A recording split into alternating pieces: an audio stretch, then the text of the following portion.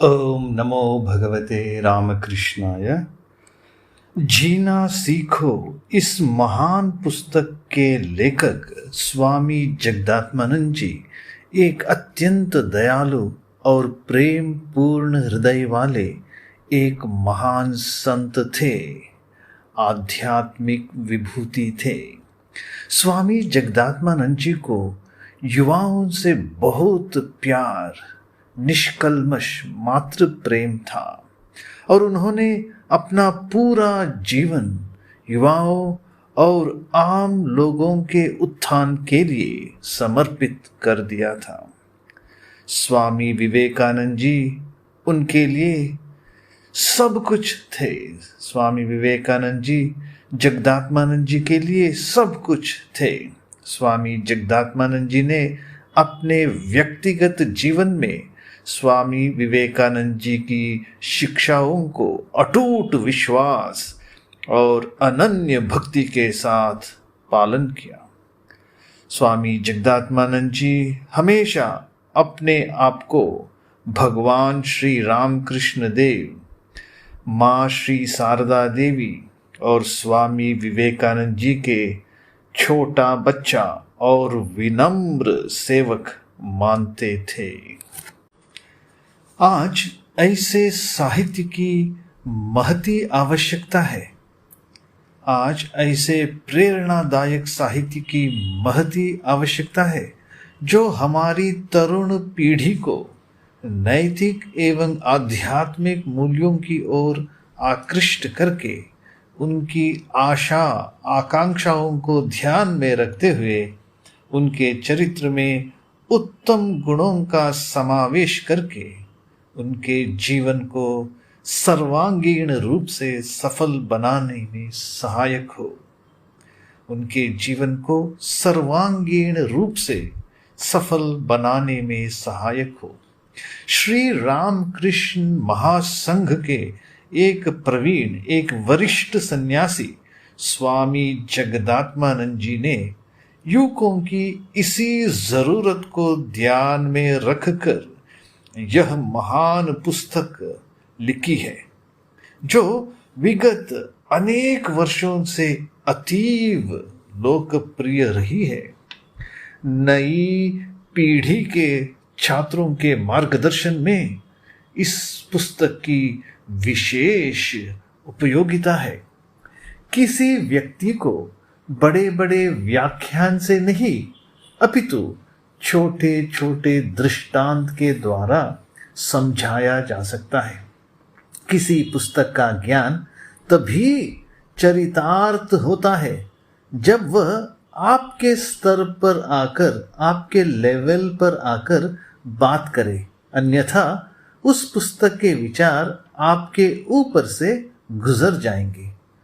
इस पुस्तक का नाम है जीना सीखो। जीना एक कला है और वह कला हम इस महान पुस्तक से सीख सकते हैं। स्वामी जगदात्मानंद जी लिखते हैं कि हम सब में अनंत शक्ति, अनंत ऊर्जा विद्यमान है। अपने आप को कमजोर मानना, दीन मानना व्यक्ति की सबसे बड़ी कमजोरी है, सबसे बड़ी कमजोरी है एवं सबसे बड़ी दुर्बलता है। घोड़े, हाथी या शेर को बलि नहीं बनाया जाता है, अपितु बेचारे बकरे को पकड़कर बलिदान दिया जाता है। घोड़े, हाथी या शेर को बलि नहीं बनाया जाता है, अपितु बेचारे बकरे को पकड़कर बलिदान दिया जाता है।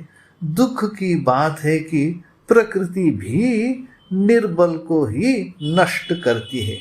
युवा हमारे देश की रीढ़ की हड्डी है, वही देश के भाग्य निर्माता है, वही देश के भाग्य निर्माता है। इस पुस्तक के द्वारा उन्हें सही दिशा, राइट गाइडेंस, मार्गदर्शन, डायरेक्शन प्रदान की जा सकती है।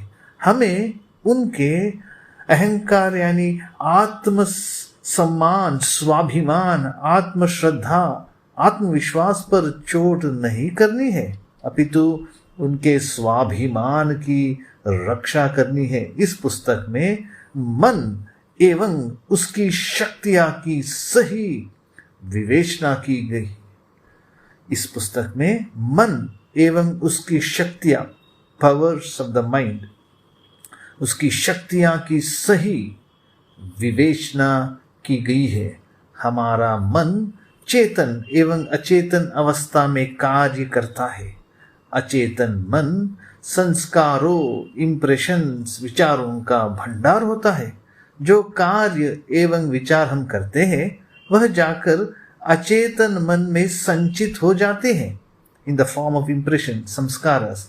फिर वही विचार, वही संस्कार हमारे चेतन मन को प्रभावित करते हैं। जैसे सुझाव हम अचेतन मन को देते हैं, उनका प्रभाव हमारे चेतन मन पर भी पड़ता है। हम अद्भुत कार्य कर सकते हैं। हम शांति, आनंद और संतृप्ति के साथ सार्थक जीवन जी सकते हैं। इन सभी महान तथ्यों पर इस पुस्तक में चर्चा की गई है। कितना अद्भुत, कितना सत्य। मूर्तिमान ऊर्जा, परिश्रम से प्रतिभा का विकास, परिश्रम से श्रेष्ठता की ओर, परिश्रम से श्रेष्ठता की प्राप्ति, साधारण से श्रेष्ठता की ओर, साधारण से श्रेष्ठता की ओर, रहस्य, योजना द्वारा सफलता, जंगलीपन से सौम्यता की ओर, प्रकाश लाओ, मूढ़मति से बुद्धिमान बनना, आत्मविश्वास जगाओ, एक सन्यासी का अनुभव, जीवन में पूर्णता, जीवन लक्ष्य, तीव्र इच्छा ही प्रेरणा शक्ति है। विकास का मंत्र क्या है? लक्ष्य तथा साधन क्या है? एक छात्र की आप बीती, एक छात्र की, एक स्टूडेंट की आप बीती, लगन की शक्ति, योग्यता का मापदंड। जल्दबाजी क्यों? अविराम धीमी गति वाला तेज दौड़ता है। मेरा समय अमूल्य है, तुम अपने स्वयं के लिए। शक्ति ही जीवन है, खोजी मन, सावधान मन चित्र खींचता है। विचारों की अद्भुत शक्ति, अभ्यास का चमत्कार। तुम्हारी आदतें ही तुम्हारा व्यक्तित्व है। आदत से चरित्र गठन, परिवेश का प्रभाव, नायक पूजा। 3 वर्ष की आयु में ज्ञान, बच्चों की उन्नति, असंभव कुछ भी नहीं है। एक अच्छा आदत डालना, आत्मविश्लेषण का अभ्यास। प्रयास ही श्रेष्ठ पूजा है, प्रयास ही श्रेष्ठ पूजा है। भाग्य या स्वाधीन इच्छा। भाग्य धीर का साथ देता है। धैर्य का फल, अथक परिश्रम का जीवंत उदाहरण। पद दलितों के साहसी नायक। पावलोव का अंतिम संदेश, सहनशीलता। जागो, उठो। ये सभी प्रसंग रोमांचकारी, प्रेरक, रोचक और ज्ञान से भरपूर है। आइए अब हम स्वामी जगदात्मानंद जी के महान पुस्तक के बारे में उनके स्वयं के शब्दों को सुने। भूमिका। जीवन के लिए कुछ आदर्श बड़े जरूरी हैं, पर आज की शिक्षा प्रणाली ने उन पर ध्यान नहीं दिया है। आत्मविश्वास तथा उत्साह जगाने वाले इन आदर्शों के प्रति हमारे युवकों की रुचि कैसे बढ़ाई जाए, इस पर मैंने काफी विचार किया है। मुझे स्कूलों तथा कॉलेजों के युवा विद्यार्थियों को संबोधित करने के अनेक अवसर मिले और मुझे अनुभव हुआ कि उन्हें केवल सिद्धांतों का उपदेश देने के स्थान पर दृष्टांतों के द्वारा सहज ही महत्वपूर्ण सत्यों को हृदयंगम कराया जा सकता है। आज की शिक्षा तथ्यों के संग्रह पर बल देती है, पर युवकों के चरित्र गठन में विफल सिद्ध होती है। इस कारण हमारे युवक आध्यात्मिक दृष्टि से सशक्त, साहसी, निर्भय तथा ईमानदार बनाने के साधनों से वंचित रह गए हैं। अध्ययन के द्वारा बुद्धि तीक्ष्ण होती है, तो क्या हमारे मन संयम तथा हृदय के विकास हेतु भी वैसा ही प्रशिक्षण नहीं होना चाहिए? हमारे बुद्धिजीवी अब तक चरित्र गठन विषयक कोई रचनात्मक योजना नहीं दे सके हैं। कहावत है, सैकड़ों सलाहों से एक सत्कर्म भला। सफल व्यक्तियों के लाभकारी अनुभव तथा घटनाएं रोचक तथा महत्वपूर्ण होने के साथ ही चरित्र गठन में भी सहायक होती है। पश्चिमी देशों में सच्ची घटनाओं तथा अनुभवों पर आधारित अनेक पुस्तकें निकली हैं जो हमारे युवकों को प्रेरणा तथा मार्गदर्शन प्रदान कर सकती हैं। ऐसे लोगों की कमी नहीं है जो निर्बल तथा आत्मविश्वासहीन युवकों को निंदा, दोषारोपण तथा डांट फटकार के द्वारा सुधारने की चेष्टा करते हैं। बुद्धिमान होते हुए भी उन्हें बोध नहीं हो पाता कि एक युवक के स्वाभिमान को क्षति पहुंचाकर वे उसके जीवन का सत्यानाश कर डालते हैं। उन लोगों ने अब तक इस समस्या को हल करने का कोई सच्चा प्रयास भी नहीं किया है।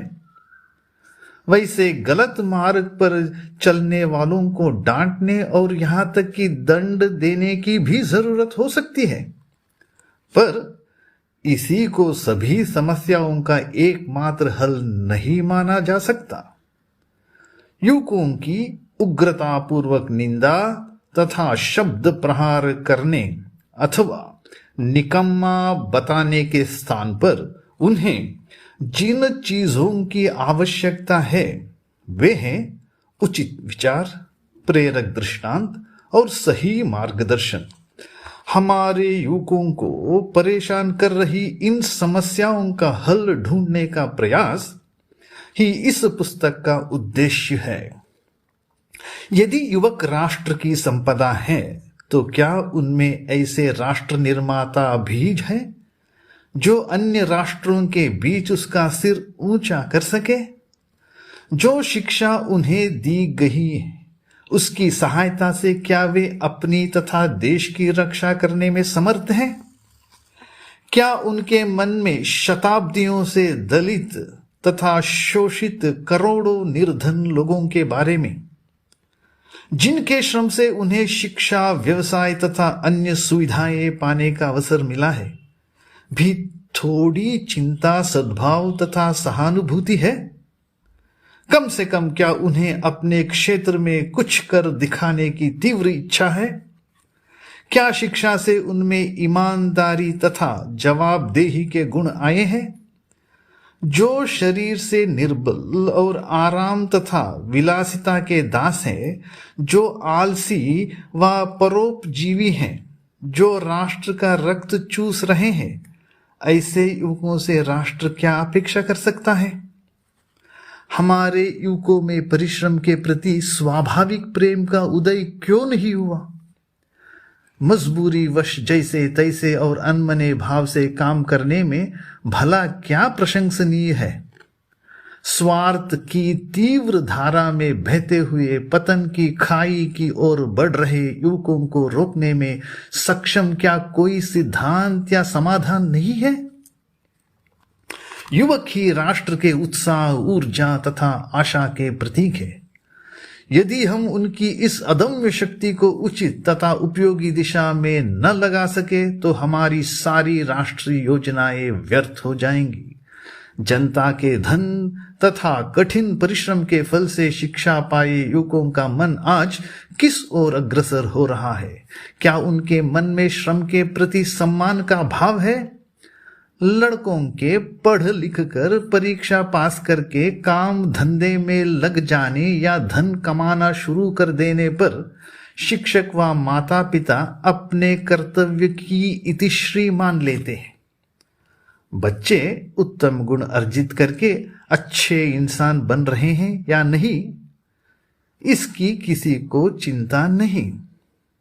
रूसी शिक्षाविद सुकोमलिस्की कहते हैं, श्रद्धा व आत्मविश्वास के अभाव तथा आत्म संशय से अकर्मण्यता व आलस्य की उत्पत्ति होती है, जो विनाश के मार्ग पर ले जाती है।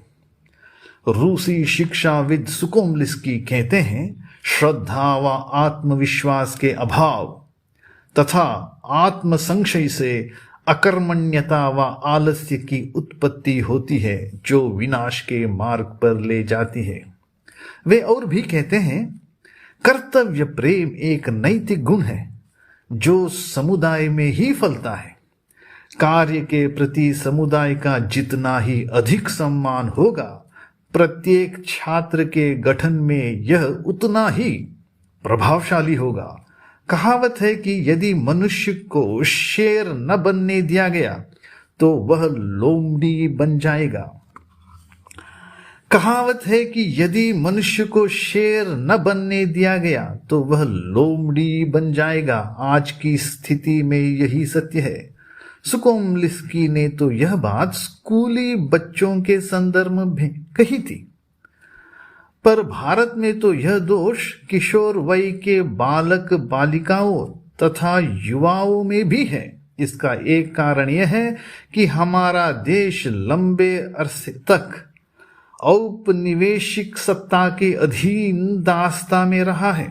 दूसरा कारण यह है कि समाज के उच्च वर्ग के लोगों तथा बुद्धिजीवियों ने पिछड़े तथा दलित वर्गों के उत्थान के लिए सच्चे हृदय से प्रयास नहीं किया। हमारे दूरदृष्टिहीन नेता आग लगने पर कुआं खोदने की कहावत को चरितार्थ करते हुए केवल तात्कालिक समस्याओं का हल ढूंढने में लगे रहे। युवकों की समस्याओं का हल है उन्हें उनके आत्मविश्वास की पुनःस्थापना का मार्ग दिखाना। युवकों की समस्याओं का हल है उन्हें उनके आत्मविश्वास की पुनःस्थापना का मार्ग दिखाना। इससे केवल व्यक्ति ही नहीं बल्कि समाज भी उपलब्धियों की ऊंचाइयों पर पहुंचता है। जब कोई व्यक्ति अपनी अपार क्षमता के प्रति सजग हो जाता है और जान लेता है कि वह स्वयं ही अपने भविष्य का निर्माता है, तब वह जीवन में वैसे ही उठने का प्रयास करता है जैसे धरती पर गिरा हुआ मनुष्य उठने के लिए धरती का ही सहारा लेता है। आशा है इस पुस्तक में दिए गए दृष्टांत तथा विचार कुछ हद तक हमारे युवा तथा वयस्क लोगों और समाज में भी आवश्यक परिवर्तन लाने में सहायक होंगे।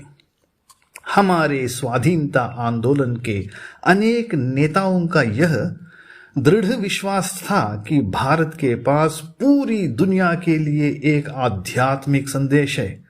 गांधी जी ने यह संदेश अपने जीवन में अपनाया और स्वदेशवासियों को राष्ट्रहित के लिए निष्काम सेवा की प्रेरणा दी। स्वाधीनता संग्राम जनता के धर्म तथा संस्कृति के संरक्षण और उनका सुख तथा कल्याण सुनिश्चित करने की उदात्त भावना से शुरू हुआ था। इस आंदोलन के प्रारंभिक दिनों में ही स्वामी विवेकानंद ने लोगों का आह्वान किया कि वे अपने महान ऋषियों द्वारा प्रदत्त सार्वभौमिक तथा शाश्वत सत्यों पर आधारित उन सच्चे धार्मिक आदर्शों को अपनाए जिसमें सभी धर्मों का सम्मान होता है। जीवन का सच्चा दर्शन प्रत्येक मानव में निहित दिव्यता, ब्रह्मांड की अखंडता, सभी धर्मों की मूल एकता तथा मानव रूपी ईश्वर की सेवा के सार्वभौमिक सिद्धांतों पर आधारित है। जीवन का सच्चा दर्शन प्रत्येक मानव में निहित दिव्यता, ब्रह्मांड की अखंडता, सभी धर्मों की मूल एकता तथा मानव रूपी ईश्वर की सेवा के सार्वभौमिक सिद्धांतों पर आधारित है। वस्तुतः जीवन तथा अस्तित्व विषयक मूल प्रश्नों का यही उत्तर है। वस्तुतः जीवन तथा अस्तित्व विषयक मूल प्रश्नों का यही उत्तर है। अतः ये सत्य हर स्थान तथा काल के लिए प्रयोज्य है। स्वामी विवेकानंद ने बताया था कि कभी न कभी इन महान विचारों का प्रभाव सारे विश्व में फैलेगा। इस शताब्दी के मध्य में सुविख्यात इतिहासकार अर्नोल्ड टॉयनबी ने भविष्यवाणी करते हुए कहा था कि भारत अपने विजेताओं पर विजय प्राप्त करेगा, लेकिन राजनैतिक रूप से नहीं बल्कि सांस्कृतिक रूप से, जैसा कि स्वामी जी ने संकेत दिया था। यदि हम आधुनिक आविष्कारों के प्रकाश में इन विचारों की परीक्षा करके इनका सत्यापन कर सके तो यह हमारे ज्ञान में एक नया आयाम जोड़ेगा। इसके साथ ही हमें चरित्र गठन के मूल तत्व भी प्राप्त हो जाएंगे, क्योंकि मानव के सच्चे स्वरूप के आलोक में ही शिक्षा की वास्तविक समस्या का समाधान होगा। इसके साथ ही हमें चरित्र गठन के मूल तत्व भी प्राप्त हो जाएंगे, क्योंकि मानव के सच्चे स्वरूप के आलोक में ही